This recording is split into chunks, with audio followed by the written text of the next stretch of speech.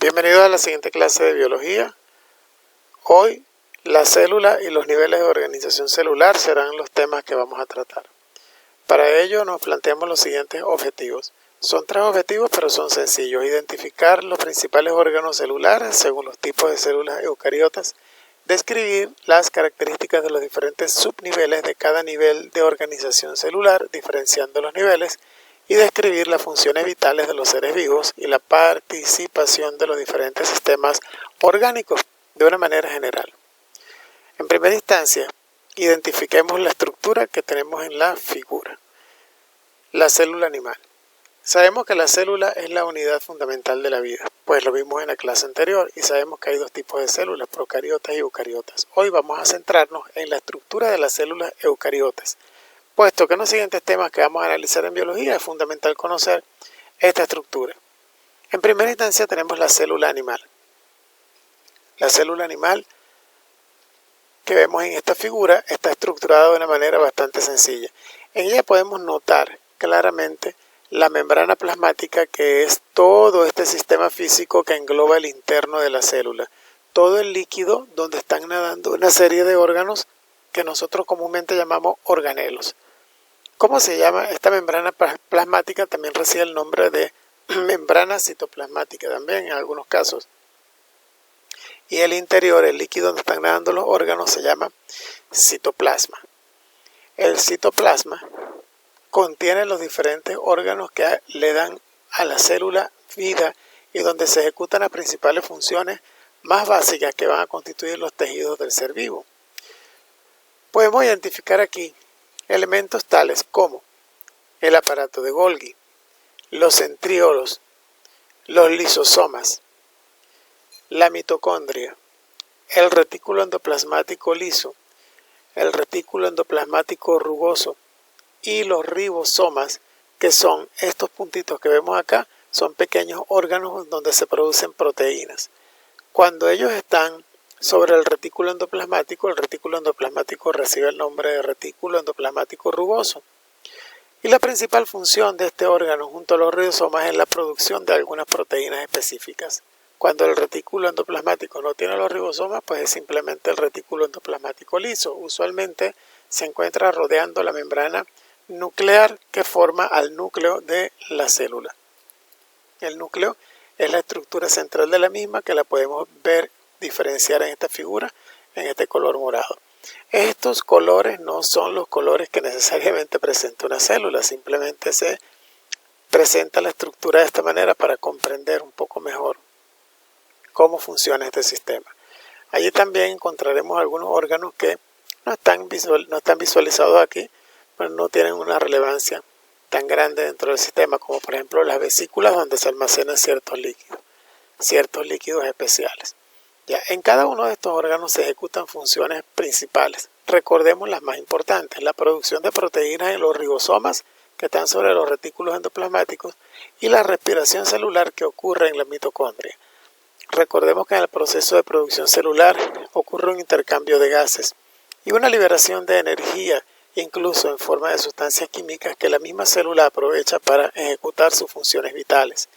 Esta es la razón por la cual, dependiendo de los diferentes tipos de tejidos, obviamente conformados por diferentes tipos de células, encontraremos la presencia de más de algunos de estos órganos, sobre todo si los tejidos son tejidos que ejecutan funciones metabólicas importantes en el cuerpo.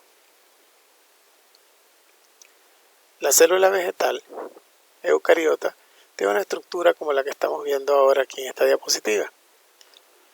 No difiere mucho de la célula animal. En realidad es una célula que tiene una estructura muy similar. La diferencia más básica es que siempre va a tener una vacuola más grande en su estructura. Y la segunda diferencia más importante es que la membrana celular, la que conforma la parte exterior de la célula, va a ser más rígida que la célula animal por la presencia de celulosa, que es un azúcar especial de estructura molecular muy grande que le da la rigidez a este tipo de células. ¿Por qué tienen esta rigidez a diferencia de las células del tejido animal? Bien, porque las plantas de por sí necesitan una estructura más rígida para soportar las condiciones de intemperie que se encuentran en el ambiente, mientras que el ser humano, ha evolucionado de otra forma. En todas las plantas se produce celulosa en grandes cantidades. Y esto es lo que constituye el tallo, las hojas y sus estructuras externas. Por eso son, de alguna forma, más rígidas. Entonces, esa membrana celular está formada por un citoesqueleto que tiene en su estructura principalmente celulosa. Y la diferencia más importante, aparte de la que nombramos de la vacuola y de la estructura de la membrana plasmática, es la presencia de unos pequeños órganos que aquí están pintados en color verde llamados cloroplastos. Los cloroplastos son las estructuras donde se almacena la clorofila, sustancia fundamental para ejecutar el llamado proceso de fotosíntesis en el que la célula produce su propio alimento. Y obviamente la planta entonces ejecutará sus funciones aprovechando la luz solar para el intercambio de gases entre dióxido de carbono y oxígeno, no solo en el proceso de respiración celular, sino en los procesos incluso de transpiración en las hojas. Recordemos que las hojas son órganos de la planta y por ser órganos también son una agrupación de tejidos y por lo tanto agrupación de células con estas características. Pero si notamos, toda la característica general es muy parecida a la célula animal. Tiene un núcleo definido con un nucleolo, allí está el contenido genético, tiene retículo endoplasmático, tiene aparato de Golgi, pared celular, citoplasma, vacuola un poco más grande y mitocondria. La diferencia está en los cloroplastos. Esta tiene cloroplastos. La pared celular es más rígida por la presencia de celulosa y la vacuola siempre es mucho más grande en la célula vegetal que en la animal. Entonces esta es nuestra célula vegetal. Ahora bien, pasemos al punto de qué son los niveles de organización. Para ello analicemos el siguiente concepto. El concepto de niveles de organización implica en su actual concepción,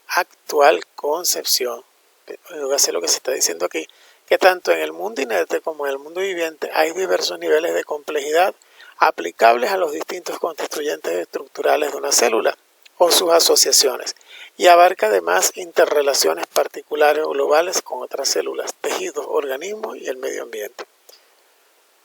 Expliquemos en pocas palabras. Son los diferentes estados de agrupación en que se puede encontrar la materia viva e inerte. Veamos la siguiente figura. Los niveles de organización de la materia, que incluyen los niveles de organización celular, van desde lo más pequeño hasta lo más grande, de lo más pequeño a lo más macro, de lo micro a lo macro. ¿Y qué es lo micro? La estructura más pequeña e indivisible de la materia es el átomo. Entonces estamos hablando del nivel atómico. Y todo lo que sea más pequeño que el átomo, es decir, los electrones, los protones y los neutrones, los elementos que conforman el átomo, ya están en un nivel subatómico, aún más pequeño. Sí, por supuesto, es indivisible, pero con grandes liberaciones de energía pudieran separarse algunos de estos elementos. No es objeto de estudio ahorita. Pasemos al siguiente nivel. Los átomos constituyen moléculas que van a formar a las sustancias. Por ejemplo, el caso del dióxido de carbono, COO, carbono, oxígeno, dos átomos de oxígeno, la molécula del agua, H2O, la molécula del metano, CH4, en fin, cualquiera. Ese es el nivel molecular más sencillo, el simple, pero también pasamos al nivel macromolecular, donde tenemos moléculas bioquímicas, sobre todo biomoléculas aún mucho más complejas que las más simples. Aquí nombré agua, dióxido de carbono, metano. Pero hay moléculas mucho más complejas como los polímeros, por ejemplo, las peptinas, el ADN, el ácido ribonucleico, etc. Son moléculas extremadamente grandes. Es un nivel un poco mayor. Y una vez que ese nivel se ha completado, también tenemos el nivel que nos lleva a los organelos. Organelos son los órganos que constituyen a una célula, lo que está dentro de la célula. Si la célula es pequeña, pues más pequeños son los organelos. Entonces esto es un nivel también de organización de la materia. Aparece la célula, lo que en biología conocemos como la unidad más pequeña fundamental de cualquier ser vivo. Obviamente en una célula, entonces encontraremos organelos, macromoléculas. De hecho, el ADN está en el núcleo de la célula. Moléculas más pequeñas como de agua, dióxido de carbono que intercambian en los órganos de la célula y por supuesto ellas están constituidas por átomos. Entonces fíjense cómo toda esta secuencia de elementos la vamos encontrando en cada uno de estos. Una célula entonces es una agrupación de todos los elementos que tenemos detrás en este esquema. Ahora, las células se agrupan para ejecutar funciones específicas. Por ejemplo, las células del tejido nervioso ejecutan funciones de transmisión de impulsos nerviosos para los efectos sensitivos del ser humano. Las células del sistema respiratorio forman los epitelios que cubren los pulmones y otros órganos del sistema que tienen funciones especiales en el proceso de que el aire pase a los pulmones. Y así sucesivamente. Las células se van agrupando con funciones específicas formando los diferentes tejidos que conocemos. Tejido epitelial, tejido respiratorio, tejido adiposo, tejido cartilaginoso, en fin.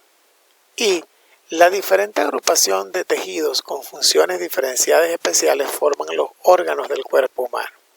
Por ejemplo, el corazón, el estómago, los huesos, etc. Y la agrupación de estos órganos pues formará los diferentes aparatos y sistemas que tiene el cuerpo humano.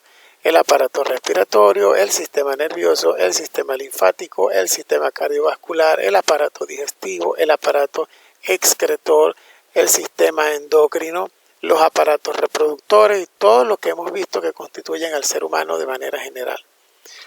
¿Ven cómo vamos avanzando de nivel, no?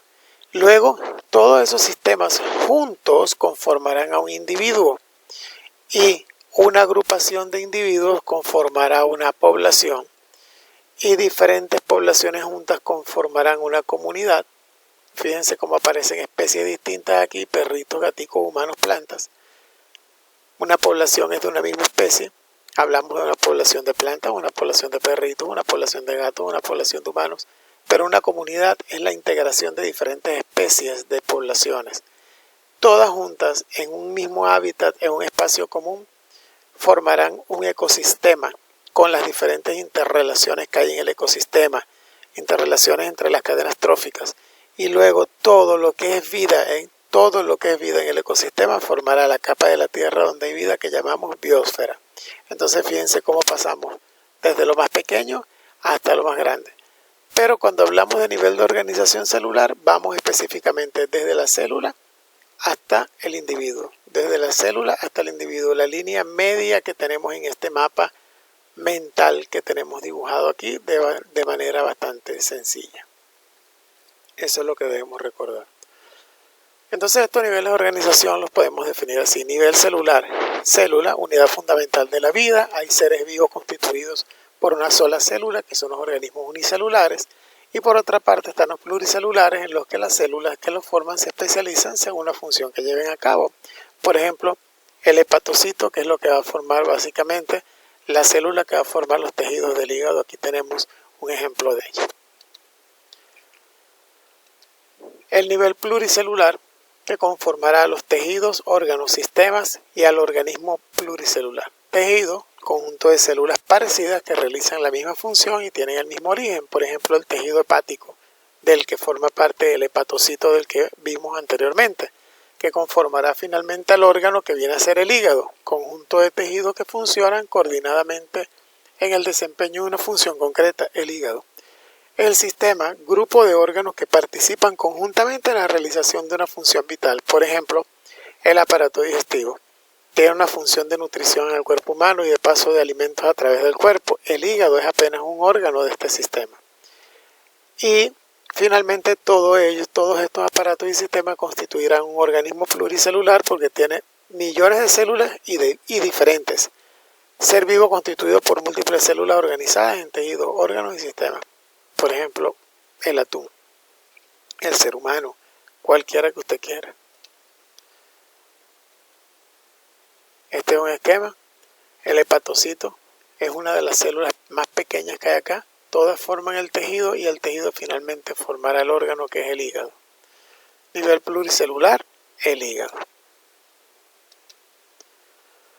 Y finalmente tenemos las funciones vitales del ser humano. Para recordar, todos los niveles de organización están involucrados en estas funciones vitales. El ser humano se constituye en un individuo y ese individuo va a tener 3 funciones vitales importantes: reproducción, nutrición y relación. Reproducción, que consiste en dar lugar a nuevos seres vivos, es decir, tener crías semejantes a ellos. Nutrición consiste en obtener la materia y la energía necesaria para vivir. Pueden ser de dos tipos, autótrofa y heterótrofa. Autótrofa cuando el organismo produce su propio alimento, como las plantas mediante la fotosíntesis, y heterótrofa cuando el individuo no necesariamente produce su propio alimento, como el hombre que tiene que buscarlo. Y relación consiste en recibir información del exterior medio y responder ante ella. Todos los seres vivos tienen una relación directa con el ambiente en la que recibimos ciertos impulsos y reaccionamos a ellos con diferentes funciones. Básicamente, estas son las tres funciones vitales de cualquier ser vivo: reproducirse, nutrirse y relación. Anteriormente se decía que las funciones vitales eran nacimiento, crecimiento, reproducción y muerte. Pero hoy en día la concepción es distinta.